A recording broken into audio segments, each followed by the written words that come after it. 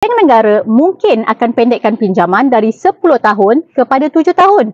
Awak tahu tak maksudnya apa? Ramai kaki tangan kerajaan, GLC, badan berkanun yang nama sangkut SIKRIS, SITOS, AKPK, sekarang ni memang susah nak buat loan. Bila mohon direct, bank terus tolak.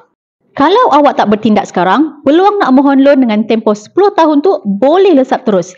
Bayaran bulanan nanti jadi makin tinggi dan makin berat.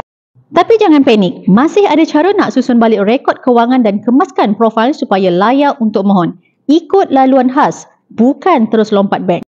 Kami bantu semak dan susun semula kewangan. Kita bersihkan rekod lama dulu, kurangkan komitmen dan bina balik keyakinan bank terhadap profil awak.